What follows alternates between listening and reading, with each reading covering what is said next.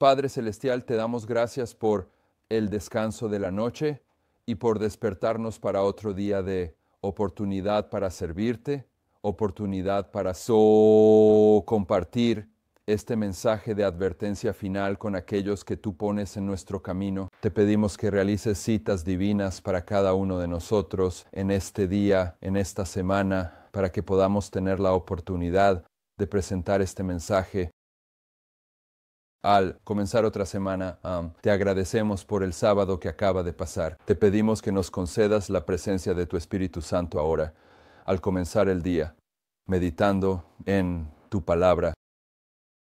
Queremos ser llenos de tu Espíritu Santo y queremos que la lluvia tardía sea derramada sobre nosotros, así que te pedimos que si hemos hecho algo que haya roto la conexión entre nosotros y tú, que nos perdones, que prepares nuestros vasos para recibir el derramamiento del Espíritu Santo en este momento, mientras buscamos comprender más plenamente los últimos 6 versículos de Daniel 11. Te agradecemos porque estás haciendo la obra del león de la tribu de Judá, la obra del hombre del cepillo de tierra al abrirnos estas verdades en este tiempo. Pedimos que estas verdades logren una transformación en nuestro carácter. En el nombre de Jesús. Amén.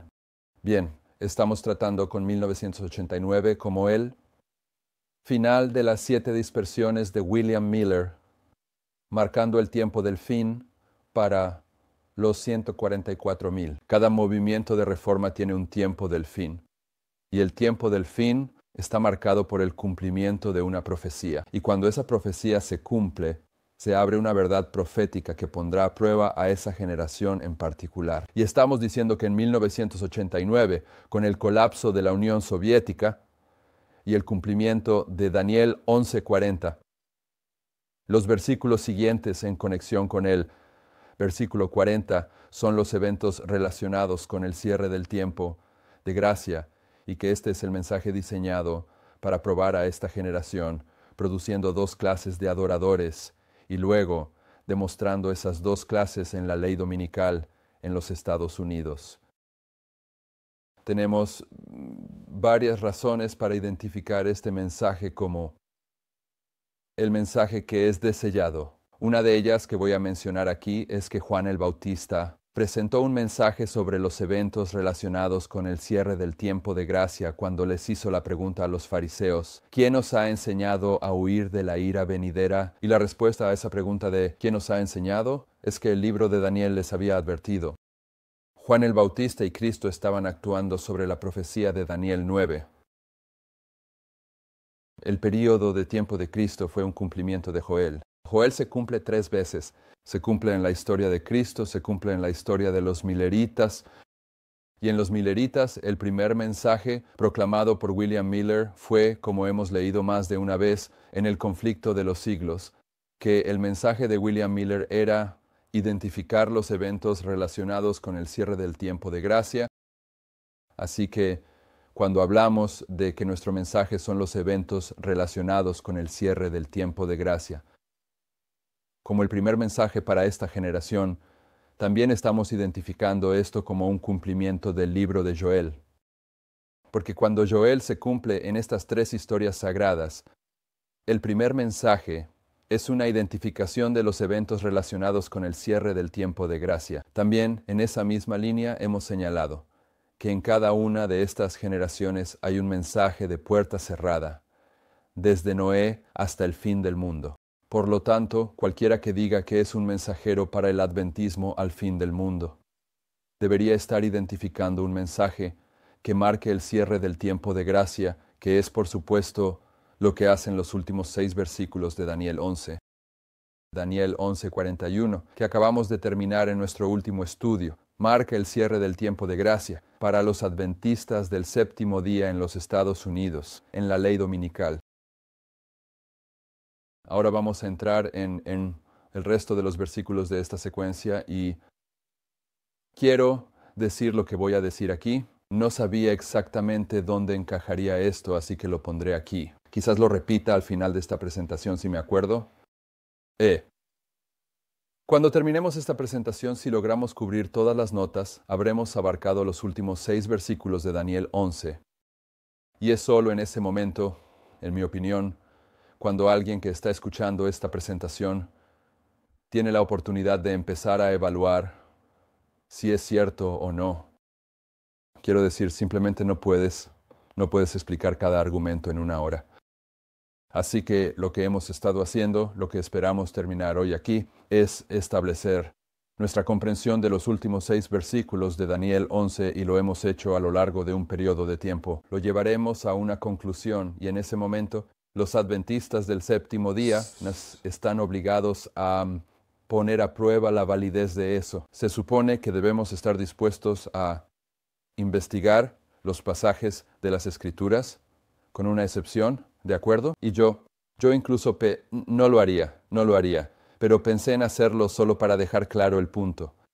Tengo probablemente unos 20 libros en mi biblioteca de autores humanos que la gente me ha regalado, no libros por los que haya pagado, de varios autores dentro del adventismo sobre profecía. Y no suelo leer muchos libros de hombres ni escuchar DVDs o presentaciones de audio de hombres. Pero si voy a cumplir con mi responsabilidad cuando alguien me da un libro diciendo, puedes mirar esto y ver si está bien, lo que hago es ver los títulos de los capítulos y digo, aquí está el capítulo donde tratan el continuo en Daniel, y voy a ese capítulo y veo que piensan que el continuo es el ministerio del santuario de Cristo según la ley y el testimonio. Si no hablan conforme a esta palabra es porque no hay luz en ellos y dejo el libro a un lado. Hay algunas verdades. Si alguien viene a ti con un mensaje profético que te dice que debemos adorar el domingo en vez del sábado, no tienes que perder el tiempo investigando esa tontería. Ajá. ¿De acuerdo? Hay ciertas claves que le permitirían a alguien que ha estado estudiando saber que no deberías perder tu tiempo ahí. Pero les sugiero que, cuando terminemos hoy, no habrá nada de lo que estamos sugiriendo sobre estos versículos que esté fuera de la lógica y el alcance del entendimiento adventista de los eventos del tiempo del fin y por lo tanto realmente deberían investigar si es cierto o no. Pero su investigación, en mi opinión, no puede comenzar hasta que escuchen lo que creemos hasta el versículo 45. Y en relación con ese punto, aunque hemos pasado mucho tiempo en estos versículos, lo que quiero que entiendan es que será mañana cuando comenzaremos a defender estos versículos. Aunque hemos estado defendiendo estas cosas, serán los siguientes estudios en los que volveremos a Daniel 11:40-45 y mostraremos algunos argumentos con los que aún no hemos tratado, que, creo yo, ponen estos versículos más allá de cualquier desafío. Este es el mensaje de la puerta cerrada, que identifica los eventos relacionados con el cierre del tiempo de gracia. Así que Daniel 11:42. Daniel 11:40 comienza con el papado recibiendo la herida mortal, y en ese mismo versículo, el Señor comienza a contar la historia de cómo se sana la herida mortal. Y el comienzo de la sanación de la herida mortal es el colapso de la Unión Soviética en 1989, provocado por una alianza entre Estados Unidos y el Vaticano. Y en el versículo 41, lo siguiente que se marca específicamente en este pasaje es la ley dominical en los Estados Unidos, donde muchos adventistas del séptimo día serán derribados al tomar la mano del papado. Pero en ese momento la invitación será hecha por aquellos adventistas que son levantados como estandarte. Salid de ella, pueblo mío. Y esas personas que salen de Babilonia están representadas como aquellos que escaparon de la mano del papado en el versículo 41, representados por Edom, Moab y los principales de los hijos de Amón, lo cual tipifica la composición triple de la Babilonia moderna. Y de ahí es de donde sale el pueblo de Dios, los obreros de la 11ª hora en el versículo 41. En el versículo 42, hemos notado que en el versículo 40 la característica del papado conquistando el mundo es que viene como un torrente. Ese Éufrates se desborda y comienza a arrasar con el mundo. Hemos identificado que esto es el azote desbordante. Y en el versículo 41 podemos ver que dice, también entrará. Ese también entrará indica que el mismo torrente del versículo 40 ahora está llegando en el versículo 41 a la ley dominical en los Estados Unidos. Y el versículo 42 es este mismo proceso de conquista. Debes ver esto como una conquista que está llevando a cabo el rey del norte. Dice, extenderá su mano. La mano, espero, es un símbolo fácil para los adventistas del séptimo día. Si Él extiende su mano sobre los países, ¿qué significaría eso? Como adventistas del séptimo día, hay dos lugares donde vas a recibir la marca o la bestia, o en la frente o en la mano. Si la recibes en la frente es porque crees en la santidad del domingo. Si la recibes en la mano es porque fuiste obligado a someterte. Así que cuando Él extiende su mano sobre Egipto y los países representados por Egipto, ellos son forzados a someterse a su autoridad, a su gobierno, a la ley dominical. Extenderá su mano sobre los países. Esto es plural. Esta no es una palabra añadida como lo es en el versículo 41. Esta palabra, países, está aquí tal como está en el versículo 40.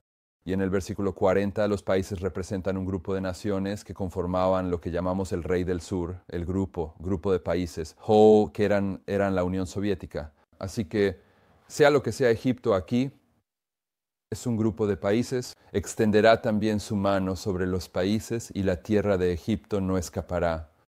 Para mí, este siempre ha sido el símbolo más sencillo, el símbolo más simple en todos estos 6 versículos, Egipto.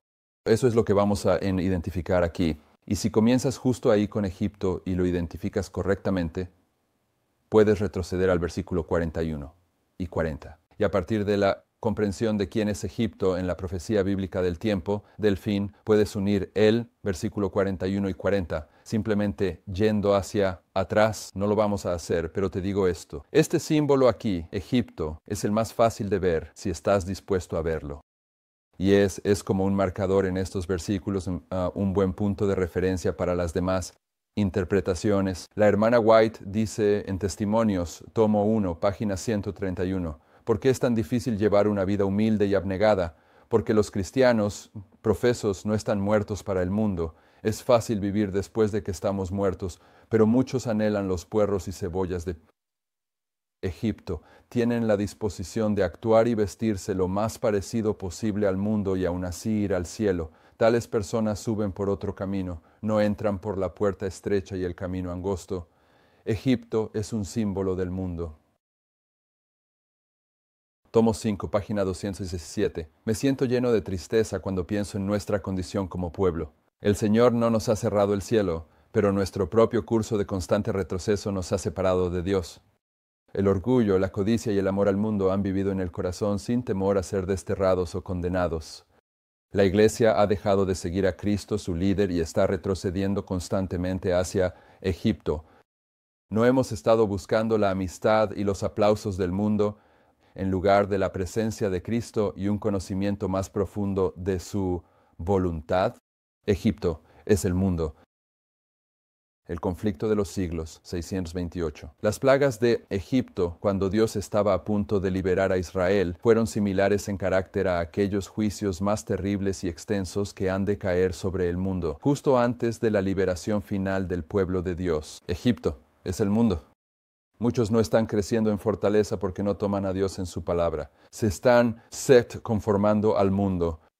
Cada día plantan sus tiendas más cerca de Egipto, cuando deberían acampar una jornada más cerca de la Canaán celestial. Egipto es el mundo.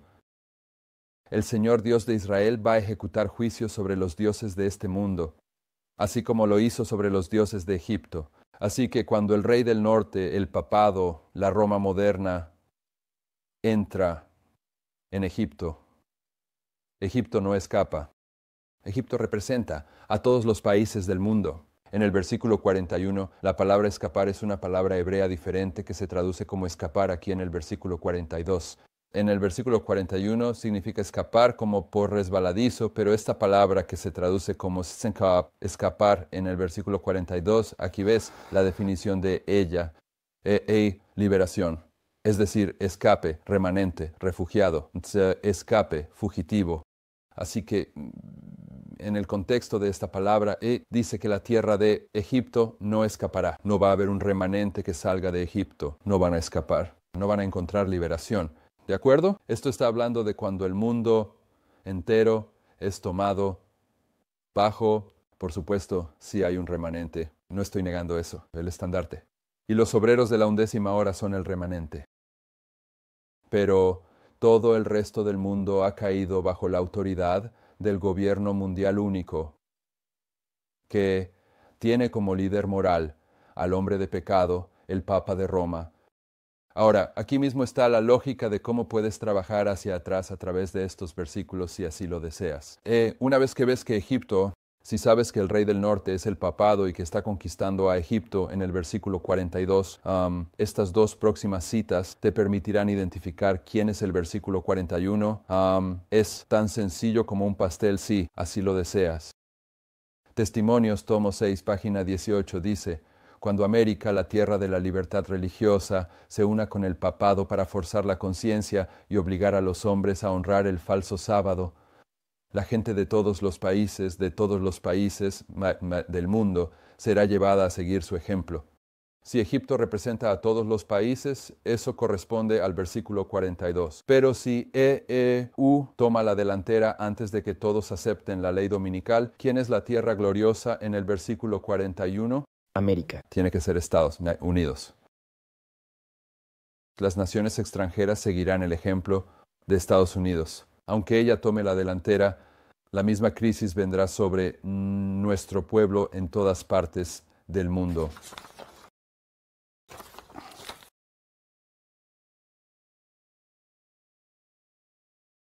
Apocalipsis 13:15 lo hemos estado revisando de vez en cuando a medida que avanzamos.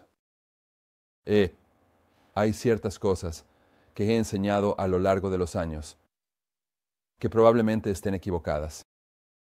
Pero hay ciertas cosas que he enseñado a lo largo de los años que pueden ser correctas y que a veces siento que las personas que las han escuchado no terminan de captar realmente. Ya sabes, es como que sí, escuchan lo que dices, pero no reconocen la importancia que yo reconozco y tal vez yo esté equivocado respecto a esa importancia. No me estoy presentando como la autoridad, pero en Apocalipsis 13 hay una secuencia muy importante aquí que debemos ver. En el versículo 11, en el versículo 11 ya hemos pasado por esto. Los Estados Unidos hablan como un dragón, ¿de acuerdo? Comienza como un cordero aquí, en 1798. Por cierto, eso lo dejé fuera. 1798 es esta línea. ¿No ese es el momento en que los Estados Unidos comienzan como un cordero? Pero en la ley dominical habla como un dragón. Así que hemos enfatizado aquí más de una vez, que Daniel 11:40 es la historia de 1798 hasta la ley dominical, pero Apocalipsis 13:11 es la historia de 1798 hasta la ley dominical. Historia idéntica. La historia de Tiro en Isaías 23, la historia del papado cuando es olvidado como los días de un rey. Olvidada 1798 a ley dominical, las mismas historias. ¿De acuerdo? Así que aquí, en el versículo 11 de Apocalipsis 13, los Estados Unidos hablan como un dragón y promulgan una ley dominical. Pero para cuando llegas al versículo 14, en este punto, leamos el versículo 14. Ahora Estados Unidos está obligando al mundo a establecer una imagen de la bestia.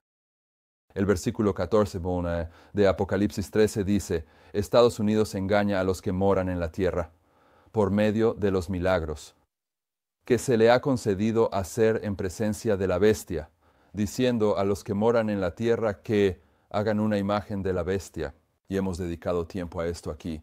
¿Cuál es la única definición de la imagen de la bestia que se da en la inspiración?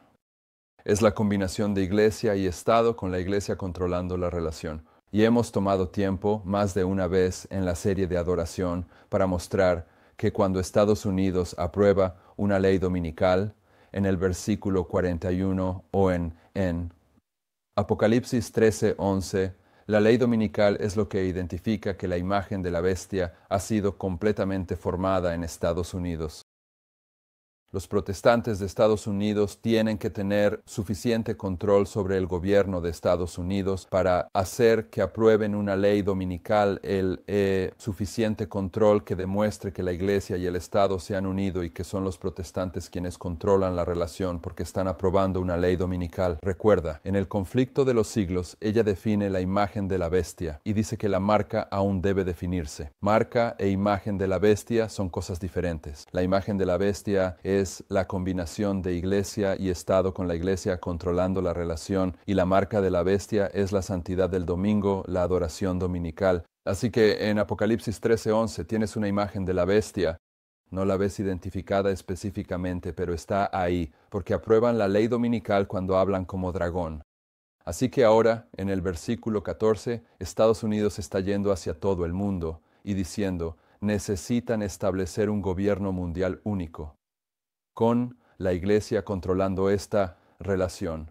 Y en el versículo 15 dice, y él, es decir, Estados Unidos, tenía el poder. ¿Cuál es el poder? Ya, lo hemos definido. No lo sabemos.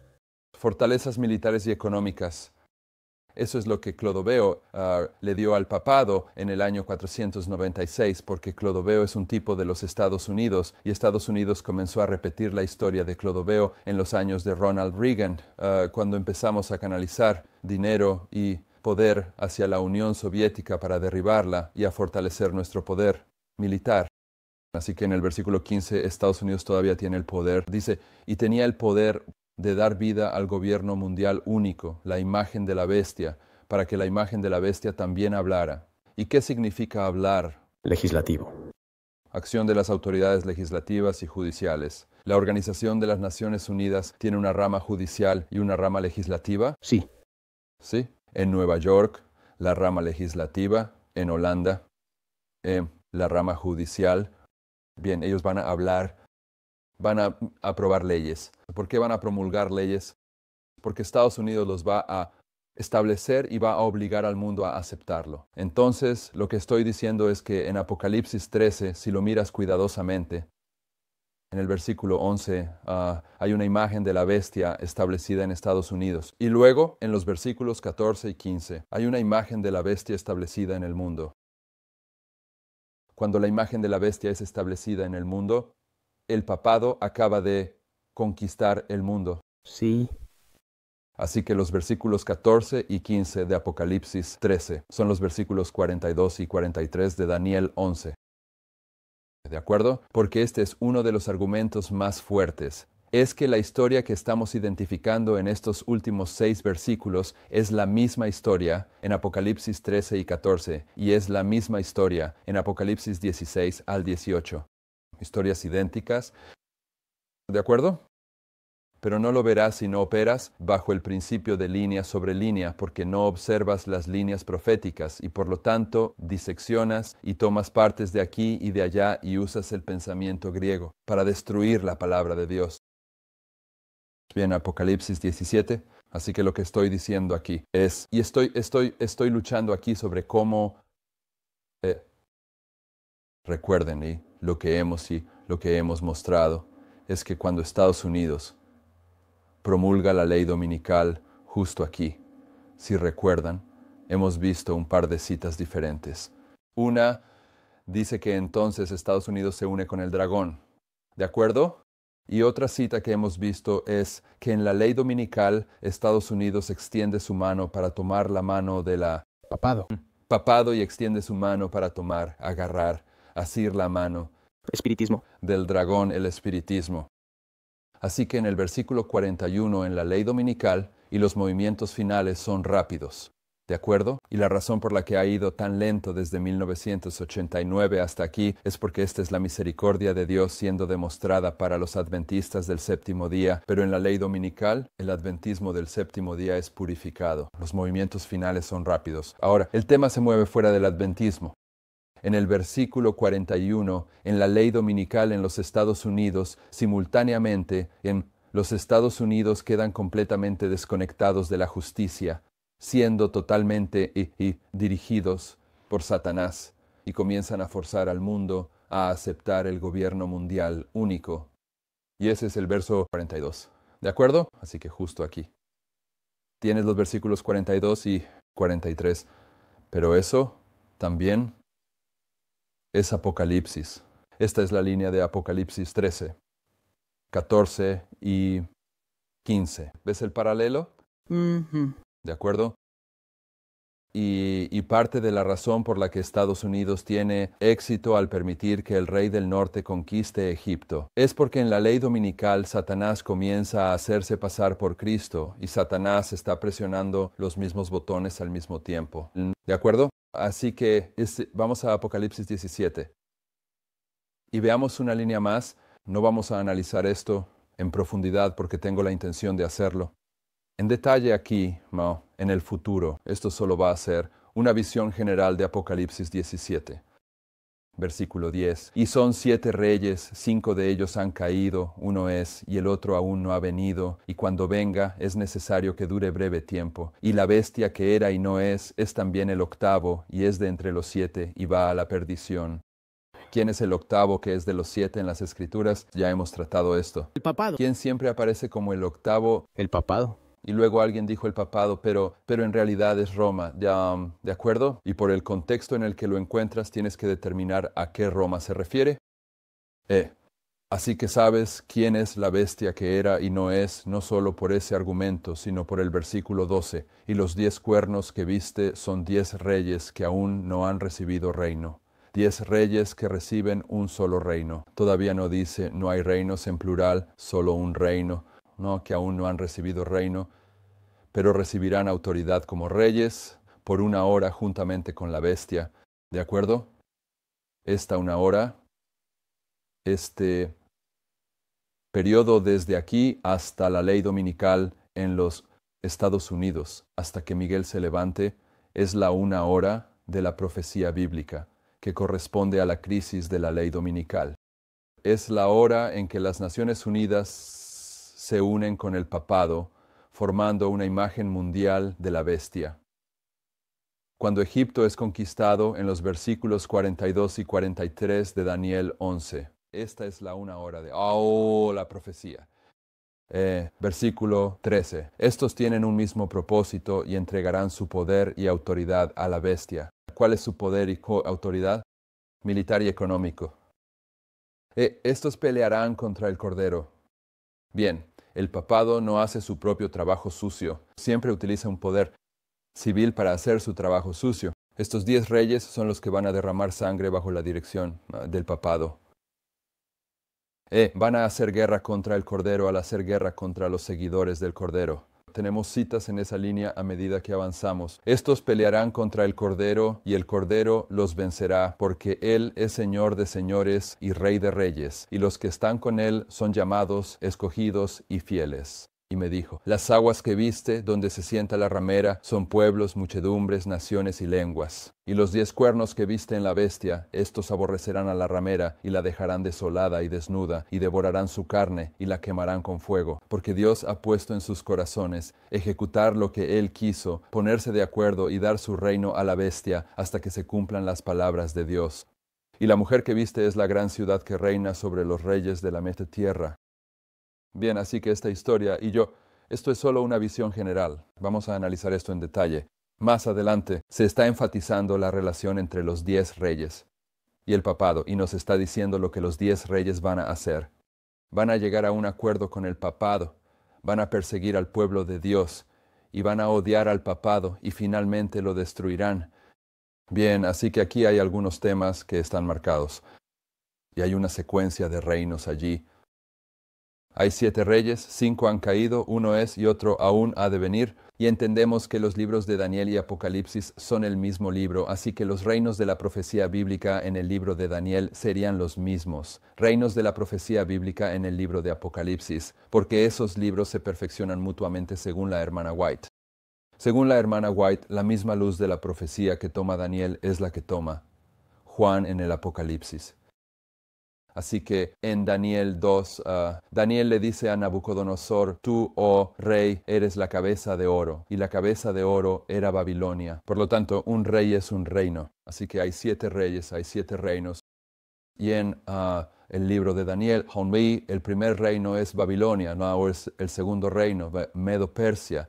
Grecia, Roma pagana, Roma papal. 5 han caído. Cuando Juan es ubicado en la historia de esta visión, se le coloca en 1798, ¿de acuerdo?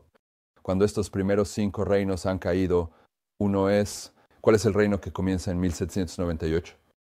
Estados Unidos. Los Estados Unidos. Y uno aún está por venir. Él no ha llegado todavía en la historia. Esos son los 10 reyes. Esa es la organización de las Naciones Unidas al final del mundo. Pero Juan está en 1798 cuando recibe esta visión. Así que la organización de las Naciones Unidas no existe en 1798 como sí lo hacen los Estados Unidos. Uno es y uno está por venir. Y cuando Él venga, ¿cuánto tiempo permanecerá? Un corto tiempo.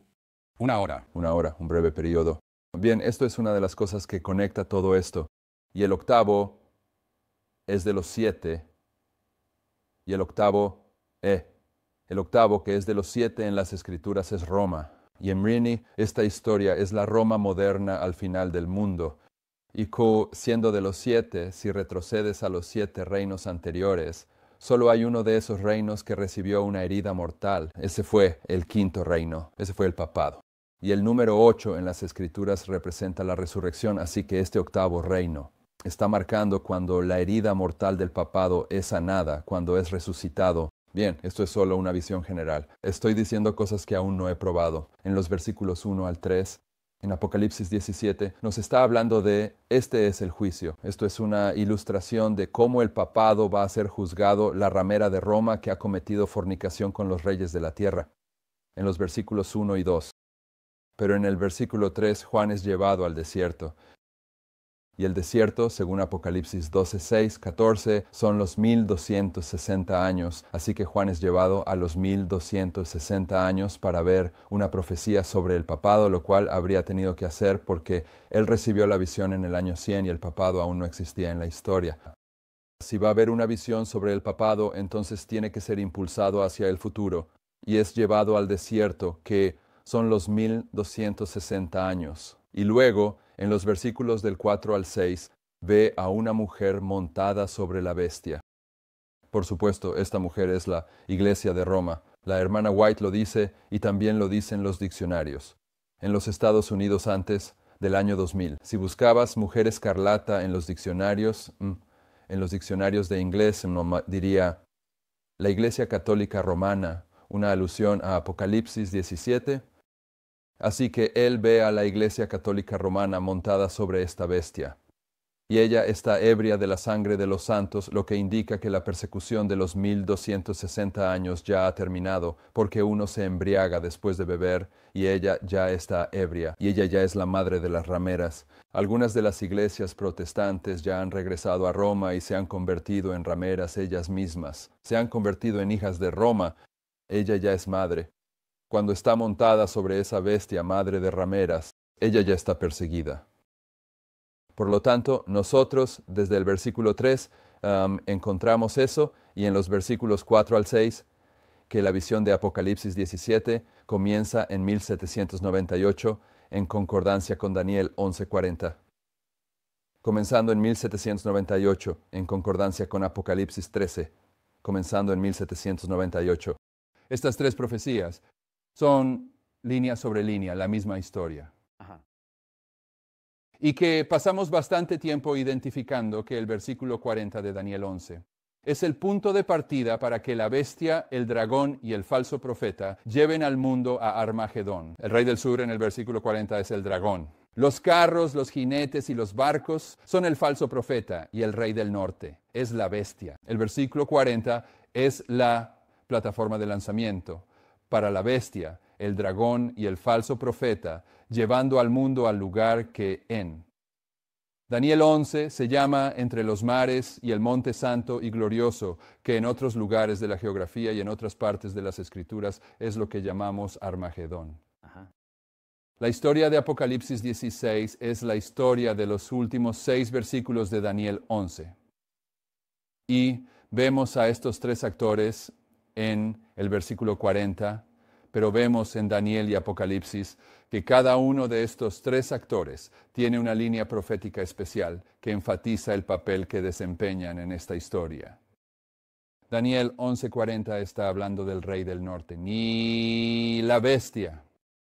Apocalipsis 3 está hablando del falso profeta en la misma historia, los Estados Unidos. Y Apocalipsis 17 nos está enseñando acerca del poder del dragón, los 10 reyes en la misma historia. Es cuando tomamos estas 3 líneas proféticas y las superponemos, que entendemos lo que la bestia, el dragón y el falso profeta están haciendo en estas ilustraciones proféticas. ¿De acuerdo? Noten aquí, una cita de educación. Ya me referí a ella antes. Quiero que la vean si pueden. Notarán en sus apuntes que tengo Daniel 7, Daniel 8 y Apocalipsis 13 antes de llegar a esta cita de la hermana White del libro Educación. La razón por la que tengo Daniel 7, Daniel 8 y Apocalipsis 13 es porque ya hemos tratado esto en el culto. ¿De acuerdo? Y en Daniel 7, el Imperio Romano se desintegra en 10 naciones, luego 3 cuernos son arrancados. Así que tienes 7 naciones, pero donde se arrancan estos 3 cuernos, ¿qué tienes? Tienes un cuerno pequeño que surge. Este es un cuerno pequeño, ¿de acuerdo? Es un solo cuerno. Y así, Roma surge como el 8º y es de los 7. Solo estoy mencionando esto para su referencia. Y luego, en Daniel 8, tienes la historia de los cuernos donde, en el versículo 9, el cuerno pequeño de Roma aparece en el escenario y es el 8º cuerno en Daniel 8. Y luego en Apocalipsis 13, Juan ve 7 cabezas y una de esas cabezas recibe una herida mortal y luego esa herida mortal es sanada. De esas 7 cabezas, el papado es una de esas cabezas que recibe una herida mortal, pero cuando es sanada, proféticamente es la 8ª cabeza. Siempre aparece como la 8ª y es de las 7. Solo incluí eso, con ese propósito. Pero en educación dice, la corona quitada de Israel pasó sucesivamente a los reinos de Babilonia, Medo-Persia, Grecia y Roma. Dios dice, no será más hasta que venga aquel cuyo derecho es y yo se la daré. Uno de los argumentos. Si logras entender bien este argumento, el león de la tribu de Judá puede empezar a alimentarte con un poco de miel. Si logras entender bien este argumento que voy a presentar, uno de los argumentos aquí, al final del mundo, en el adventismo, es la manera verdadera y falsa de interpretar la Biblia. ¿De acuerdo? Y si sacas tu comentario bíblico adventista del 7º día sobre Apocalipsis 17, una de las cosas que te dirán es que estos 5 han caído, uno es y uno está por venir. Se refiere a los reinos de la historia. Es Asiria, Egipto, Babilonia, Medo-Persia, Grecia, Roma. Y no recuerdo qué más dicen. ¿De acuerdo? Esto es mucho antes de que yo entendiera que habíamos sido secuestrados por Satanás. Y cuando se introdujo la falsa interpretación del estudio bíblico, en la década de 1930, antes de que yo supiera eso, esto aquí era un tropiezo para mí, porque había visto que los teólogos del adventismo estaban dispuestos a identificar los reinos de la historia como Asiria, Egipto, Babilonia, a pesar de que Elena de White dice que Israel es uno de los reinos de la historia. Ella dice, la corona quitada de Israel pasó sucesivamente a los reinos de Babilonia, Medo-Persia, Grecia y Roma. Y si vas a usar la regla protestante defectuosa de interpretación profética para acercarte a la Biblia, y eso va a contradecir el espíritu de profecía, deberías dejarla de lado.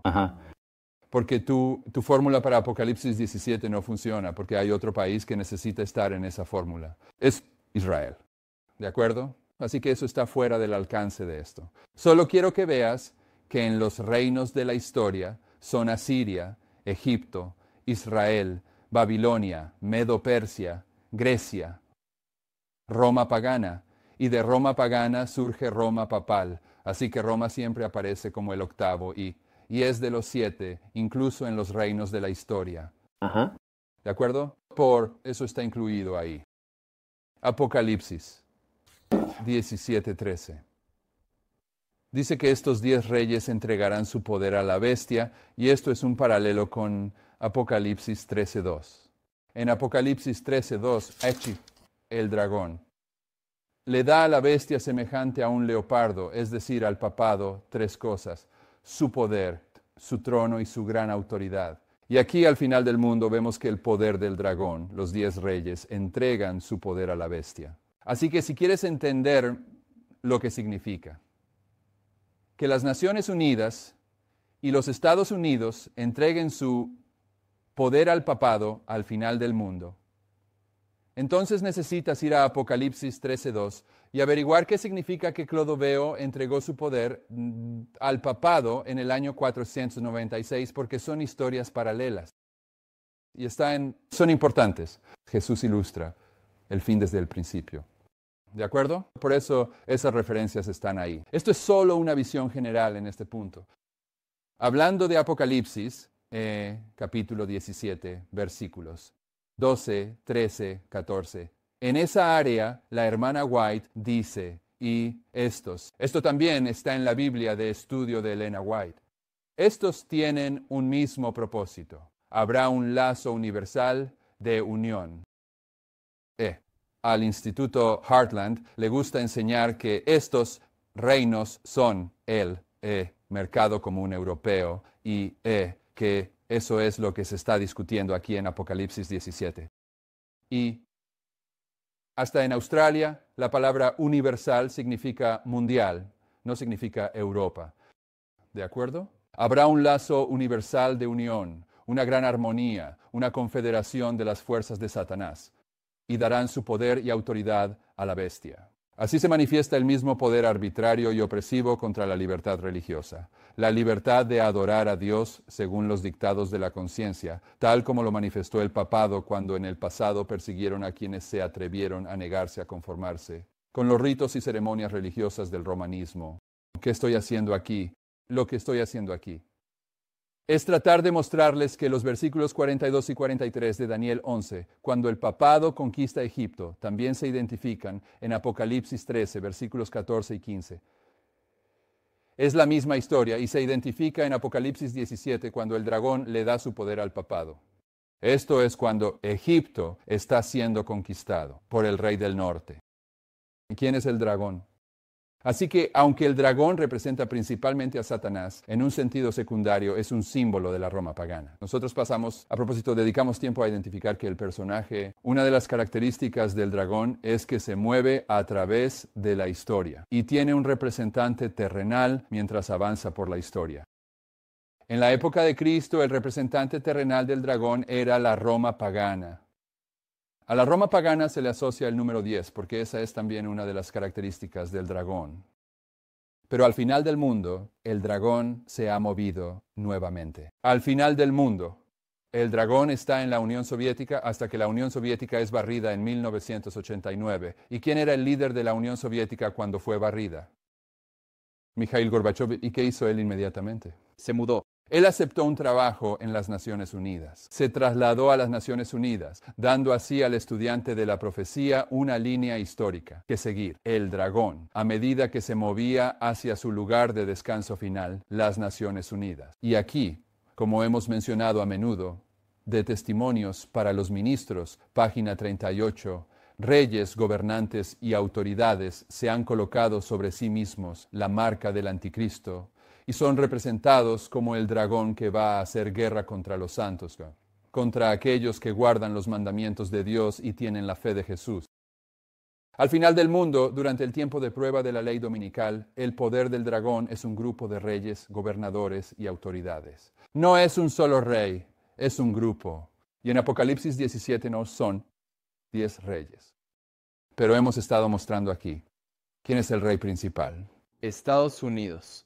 Estados Unidos. ¿Quién es Estados Unidos? Entonces, ¿quién en el Carmelo? En el Carmelo, ¿dónde está Jezabel?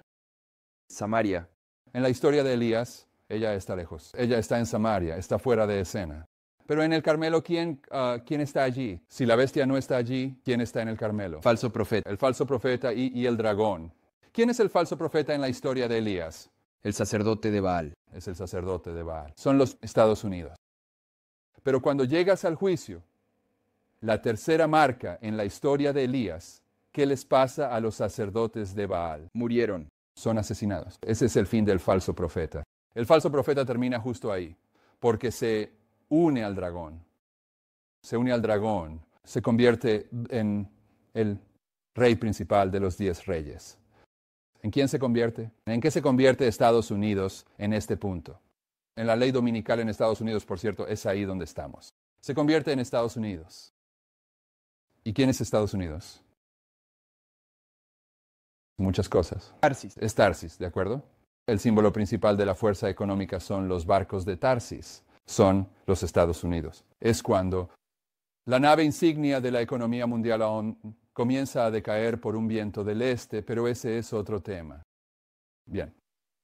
Entonces esta estructura en tus apuntes, a lo que me refiero con eso y lo que mostraremos cuando entremos en Apocalipsis 17, y aún no me he tomado el tiempo de probarlo, pero voy a ponerlo en tu mente una vez para que cuando lleguemos al punto de demostrarlo, te resulte más fácil asimilarlo. La estructura, quiero decir, esto está realmente ocupado, ¿verdad? Pero la estructura de la secuencia de eventos en Daniel 11:40-45 comienza en 1798. Y luego cuenta la historia de cómo la herida mortal es sanada. ¿De acuerdo? La historia de cómo la herida mortal es sanada es Daniel 11:40-43.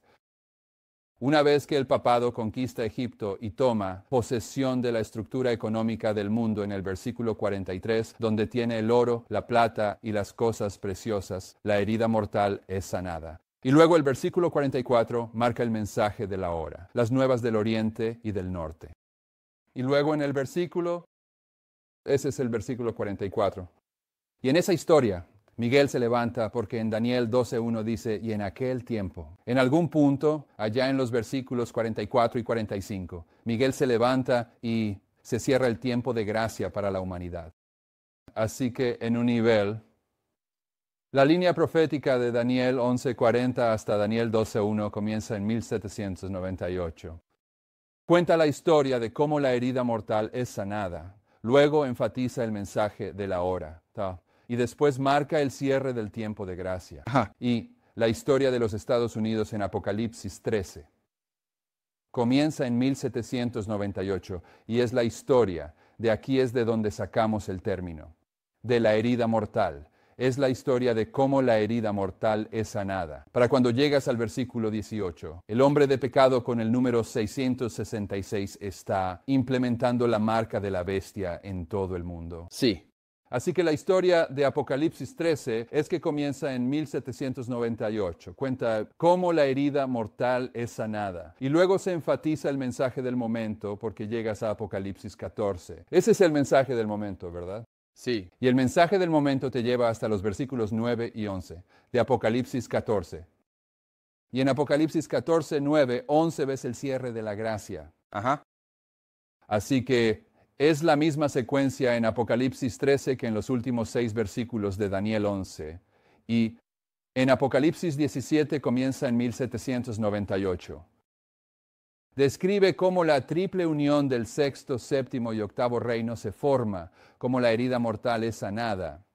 Y luego tienes Apocalipsis 18. ¿Qué es Apocalipsis 18? Es el mensaje del momento. Y conduce a los últimos 4 versículos de Apocalipsis 18, que es el cierre de la gracia. Así que la estructura que estamos sugiriendo sobre los últimos 6 versículos de Daniel 11 es la misma estructura que Apocalipsis 13 y Apocalipsis 17. Vamos a tratar eso con más detalle, porque es un argumento importante. Muy bien, versículo 43. Pero él, el rey del norte, tendrá poder sobre los tesoros de oro y plata y sobre todas las cosas preciosas de Egipto, y los libios y etíopes estarán a sus pasos. Yo siempre desde el principio entendí que los libios y etíopes representan a los ricos y pobres, porque en los versículos 42 y 43 el tema allí es Egipto. Y Libia es un país que está conectado con Egipto. Limita con Egipto, al igual que Etiopía.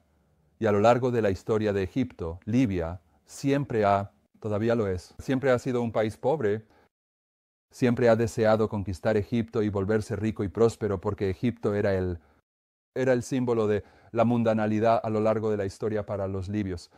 Incluso el último líder que derrocaron, Gaddafi.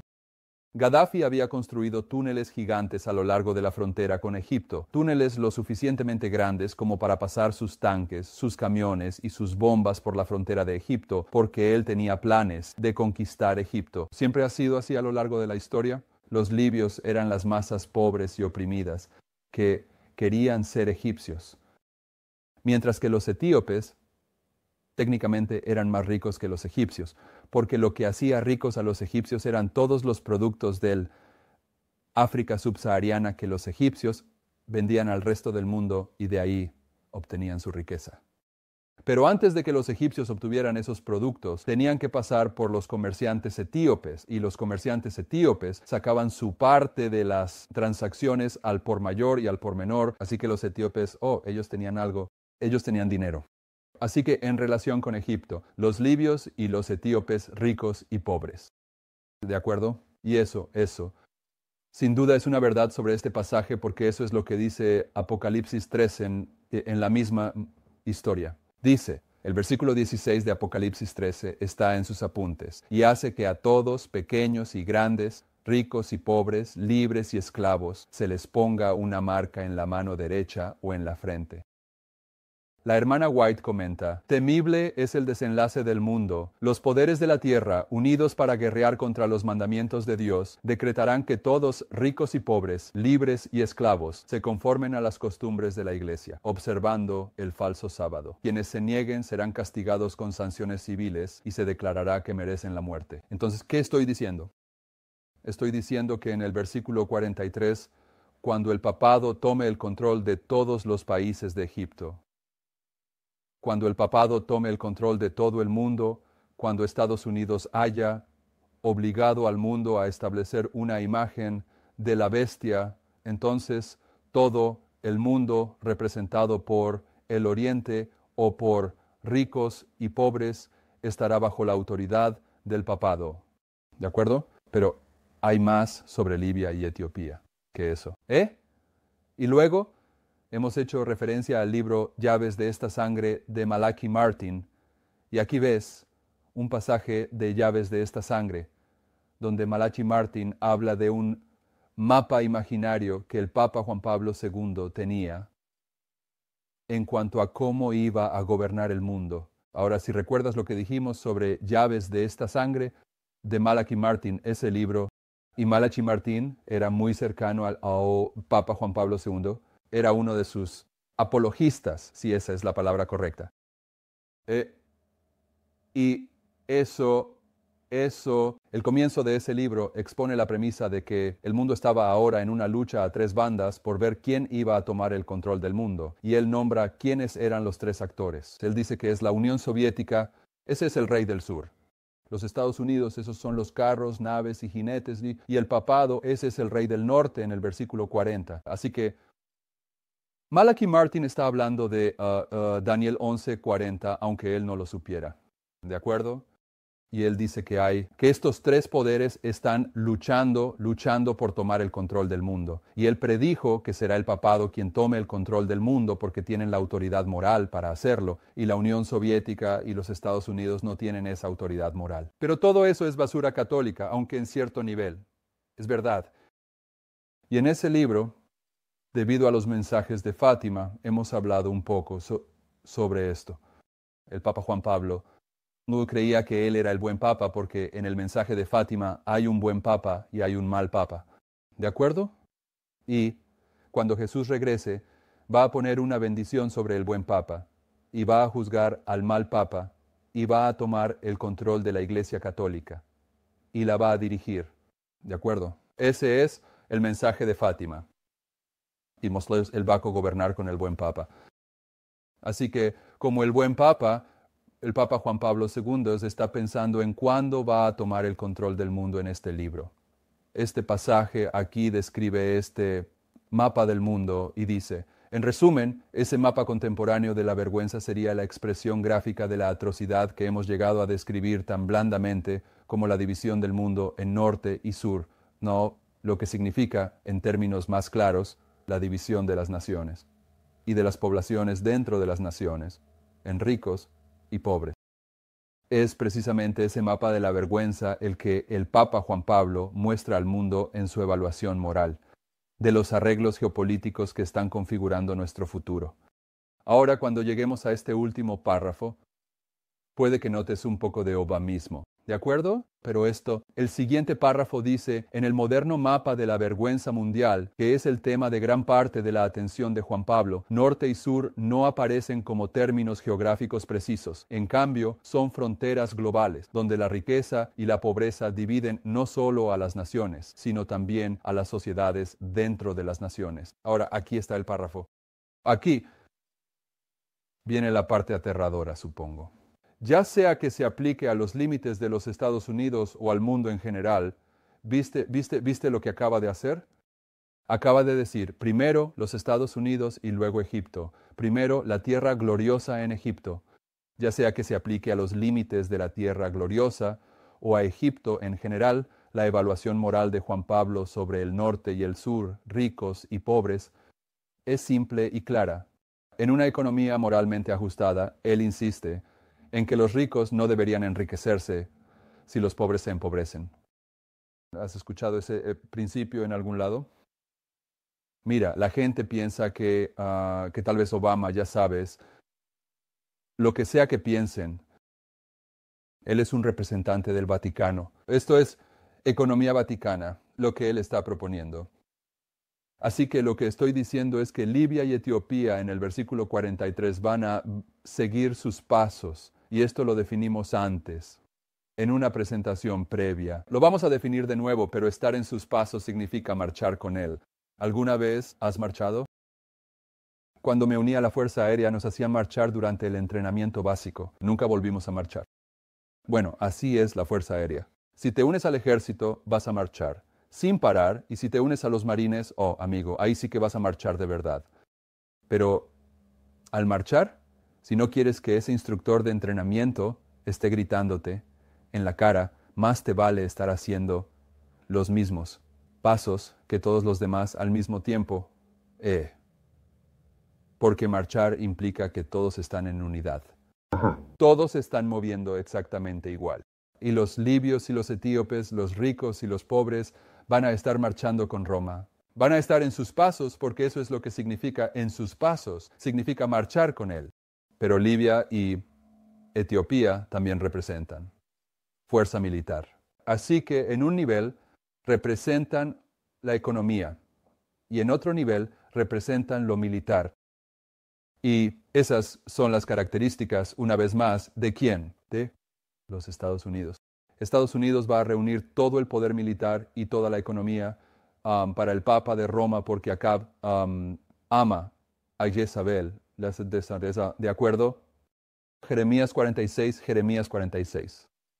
versículos 8 y 9. Egipto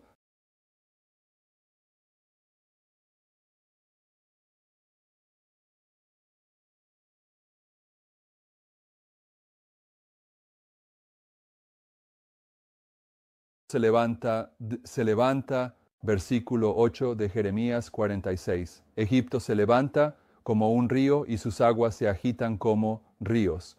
Y dice, subiré y cubriré la tierra, destruiré la ciudad y a sus habitantes. Subid caballos y enfureceos carros. Y salgan los hombres valientes, los etíopes y los libios que manejan el escudo, y los lidios que manejan y tensan el arco. Así que, cuando marcha junto con Etiopía y Libia, esto representa la economía, ricos y pobres, pero también significa Itaques, que tiene la estructura militar del planeta Tierra en su bolsillo. Vayan a Ezequiel 38:5. Ezequiel 38:5. ¿Está bien que un símbolo tenga más de un significado? Eso espero, porque estaríamos en problemas con el león si no fuera así. Versículo 5. Persia, Etiopía y Libia con ellos, todos ellos, con escudo y casco. Así que Libia y Etiopía también representan poder militar. El poder militar y económico, o proféticamente, es poder. ¿De acuerdo? ¿Ven estas definiciones de pasos ahí? Es autoexplicativo. Significa marchar con. En el versículo 43, el rey del norte tendrá poder sobre la estructura económica, y los ricos y pobres y el ejército del mundo van a estar marchando con él, van a estar en unidad. ¿Cuándo es que los egipcios están dispuestos a entregar su oro, su plata y sus cosas preciosas? Cuando están cayendo las plagas, ¿verdad? De ahí es de donde Daniel toma esta historia. Cuando las plagas están cayendo sobre Egipto, los egipcios están listos. Aquí, tomen nuestro oro y plata y salgan de la ciudad. ¿De acuerdo? Así que aquí, en el versículo 43, el rey del norte, el papado, ha tomado control sobre el oro, la plata y las cosas preciosas de Egipto, lo que nos indica que en el versículo 41, esa apostasía nacional es seguida por la ruina nacional, que los juicios destructivos de Dios están en la tierra, lo cual es un tiempo de misericordia para los obreros de la 11ª hora, pero que los juicios están en la tierra. Y en este periodo de tiempo, cuando los juicios están en la tierra, los egipcios están dispuestos a entregar su estructura financiera al Salvador de la humanidad. Y la mayor autoridad moral en el planeta Tierra hoy en día es el Papa de Roma. Y la mayor fuerza militar y económica es Estados Unidos. Así que cuando Estados Unidos usa su poder para exaltar a esta autoridad moral, eso es lo que se está describiendo aquí, en estos versículos. Pero en realidad no hay ninguna unidad entre ellos, aunque marchen juntos, salvo cuando se unen para hacer la guerra contra el Cordero. El versículo 14 de Apocalipsis 17, para perseguir a los seguidores de Dios. Entre los impíos habrá una armonía engañosa, que solo oculta parcialmente una discordia perpetua. En su oposición a la voluntad y la verdad de Dios están unidos, mientras que en todos los demás aspectos están divididos por el odio, la rivalidad, los celos y luchas mortales. Tienes que entender esto. Es parte de la historia, es parte de la historia. Apocalipsis 17, los 10 reyes, el dragón, odian a la ramera, odian al papado, pero aún así van a entrar en una relación iglesia-estado con el papado, aunque la odien. La odian tanto que van a matarla. Así que esto es parte de la historia. Esta es parte de la dinámica que tienes que entender sobre esta triple unión. Es, ya sabes, un matrimonio de conveniencia. ¿De acuerdo? No es un matrimonio por amor. A medida que nos acercamos, y esto es esto, desearía que esto se te quedara grabado en la cabeza, esto. Hay una frase aquí, porque en el Salmo 83 habla de estos 10 reyes levantando la cabeza, ¿de acuerdo? Y esto aquí te dirá cuál es la cabeza que los 10 reyes levantan. A medida que nos acercamos a la última crisis, dice, es un momento vital que exista armonía y unidad entre los instrumentos del Señor. El mundo está lleno de tormenta, guerra y discordia. Sin embargo, bajo una sola cabeza, el poder papal, el pueblo se unirá para oponerse a Dios y a la persona de sus testigos. Esta unión está cimentada por el gran apóstata. Mientras él busca unir a sus agentes para guerrear contra la verdad, trabajará para dividir y dispersar a sus defensores. Los celos, las sospechas maliciosas y las malas palabras son instigados por él para producir discordia y disensión. ¿De acuerdo? Esta falsa unidad, cuya cabeza es el rey del norte, el papado. En este tiempo de iniquidad predominante, las iglesias protestantes que han rechazado el así, dice el Señor, tomarán un camino extraño, serán convertidas al mundo. En su separación de Dios buscarán hacer de la falsedad y la apostasía de Dios la ley de la nación. Trabajarán sobre los gobernantes del país para hacer que las leyes restauren la... Por favor, subrayen estas dos palabras. La ascendencia perdida del hombre de pecado. Hemos dedicado tiempo aquí, mostrando que una de las características proféticas de Satanás es que él quiere ascender al trono de Dios. Él va a ascender a los lados del norte. Él ascenderá y será como Dios. Es decir, el ascender es una característica de Satanás, pero también hemos mostrado que es una característica del papado, porque esto en el versículo 40 este poderoso arrasamiento que se expresa en las palabras hebreas que se traducen como vendrá como torbellino en Daniel 11:40.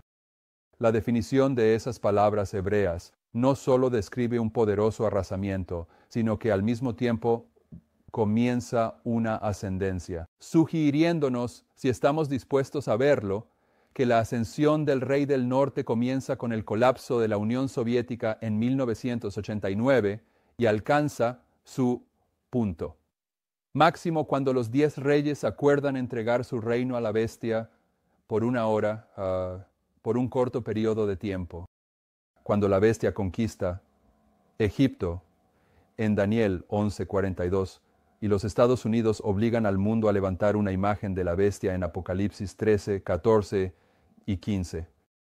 Apocalipsis capítulo 13, versículos 14 y 15. Así que esta ascendencia es una característica a observar, y son los protestantes de los Estados Unidos quienes restauran la ascendencia perdida del hombre de pecado que se sienta en el templo de Dios, haciéndose pasar por Dios. Los principios católicos romanos serán puestos bajo la protección del Estado. Hermanos y hermanas, esta ley de salud, esos son principios católicos romanos. Si no lo sabes, deberías saberlo. Como adventista del séptimo día, deberías saberlo. Hay un libro llamado Megalomanía Eclesiástica. Puede que haya mejores libros sobre este tema que ese, pero es el que yo leí, y Megalomanía Eclesiástica es muy claro, ya que describe la estructura política del papado y cómo esta estructura política del papado ha sido duplicada en varias estructuras políticas alrededor del mundo. El socialismo, el comunismo, eso es catolicismo. ¿Y de acuerdo? Solo que con un pequeño giro. Entonces, cuando vemos que se introduce un plan de salud en Estados Unidos, como este, si realmente lo entiendes, eso es catolicismo. Y los principios católicos, como ella lo dice, serán puestos bajo la protección del Estado. La protesta de la verdad bíblica ya no será tolerada por aquellos que no han hecho de la ley de Dios su norma de vida. ¿Y cuál es el argumento para un sistema nacional de salud en Estados Unidos? Bueno, espero que no sea el sistema de salud canadiense. Ayer nuestros amigos canadienses regresaron a casa y ese sistema nacional de salud obliga a los canadienses a ahorrar su dinero y venir a Estados Unidos para recibir atención médica si tienen un problema serio. Así que vamos a entrar en un sistema de salud como ese, ¿de acuerdo? Pero, ¿cuál es el argumento para eso? Porque incluso los pobres necesitan atención médica. Oye, ¿estás de acuerdo? Es la premisa de beneficiar a todos a costa de la negación para unos pocos. Y ese es el argumento de la ley dominical. Ese es el argumento de la ley dominical. La única razón por la que estamos teniendo estos problemas es por este pequeño grupo que guarda el sábado. Y si podemos lidiar con ellos, entonces beneficiará a todos. Es la misma lógica.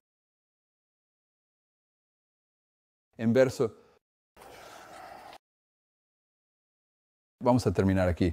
Déjenme concluir esto. Retomaremos esto mañana. Mañana comenzaremos en el versículo 44 con las noticias del oriente y del norte. Entonces, ¿qué estoy diciendo? Esto es lo que estoy diciendo. Quería terminar esto, pero a veces hay demasiadas palabras. Bien, necesito concentrarme. Muy bien, esto es lo que estamos diciendo. Estamos tratando con Daniel 11:40-45, que comienza en el tiempo del fin en 1798. Pero aquí es donde comienza Apocalipsis 13, y esto también es en 1798. Porque la hermana White dice, en el momento en que el papado fue despojado de su poder, Juan vio una nueva potencia que surgía de la tierra. ¿De acuerdo? Y en Apocalipsis 17, Juan es llevado al desierto y ve al papado ya ebrio. No está solo en los 1260 años, está justo al final de los 1260 años, según el testimonio de dos cosas establecidas. Si Daniel 11:40-45 comienza en 1798 y Apocalipsis 13 comienza en 1798, entonces sabes que Apocalipsis 17 comienza en 1798. Y están contando la misma historia desde tres perspectivas diferentes. Una trata sobre los 10 reyes, la del dragón trata sobre el rey del norte, el papado, y otra trata sobre el falso profeta, los Estados Unidos, línea sobre línea. esta historia. Se va aclarando. La historia de 1798 hasta la ley dominical es la historia de Daniel 11:40. Es la historia de Apocalipsis 13:11. Es la historia de Isaías 23. En la historia del versículo 40 tienes la historia de la larga y prolongada guerra entre el rey del sur y el rey del norte. Inicialmente el rey del sur comienza la guerra contra el rey del norte, pero finalmente el rey del norte regresa y toma represalias, arrasando al rey del sur. Esa es la historia de Carquemis, ¿de acuerdo? Puede que lo haya escrito mal, ¿de acuerdo? Pero inicialmente el faraón Necao, él comienza una guerra, la batalla de Carquemis, contra los asirios. Y luego, años después, ¿cuándo comenzó la guerra contra los asirios? ¿Quién era el rey? Josías. Pero, ¿cuándo termina? No recuerdo si es Joacim o Joaquín. Cuando llegamos a Joacim, él es el rey cuando termina la batalla de Carquemis. Y cuando termina la batalla de Carquemis, es el rey del norte quien prevalece. Así que esta batalla de Carquemis es Daniel 11:40. Comienza con el rey del sur iniciando una guerra contra el rey del norte y termina años después cuando el rey del norte arrasa con el rey del sur. ¿Y qué nos enseña esto sobre la historia de Daniel 11:40? Nos enseña que Josías, como líder de la iglesia adventista del séptimo día, rechaza el mensaje de advertencia de Daniel 11:40 y termina muerto en Armagedón, entre los mares y el glorioso Monte Santo. Nos está diciendo que el versículo 40 es un mensaje que más vale que entiendas como adventista del séptimo día o vas a morir. ¿Eso es demasiado directo? Genial. Cosro, esto también podría estar mal escrito. ¿De acuerdo? Esto es Apocalipsis 9. Una vez más, una batalla larga y prolongada, que comienza con Persia, siendo Persia un poder de dos frentes, los medos y los persas. Francia siendo un poder de dos frentes. Francia, el rey del sur, inicia una guerra contra el rey del norte, Roma, en 1798. Pero los persas, ellos inician una guerra contra Roma en Apocalipsis 9 y al principio someten al rey del norte, Roma. Pero después de un tiempo, ¿qué sucede? Roma toma represalias contra Persia. ¿Y qué hace? La arrasa, pero lo que también hace al arrasar es que está arrasando al rey del sur, Persia.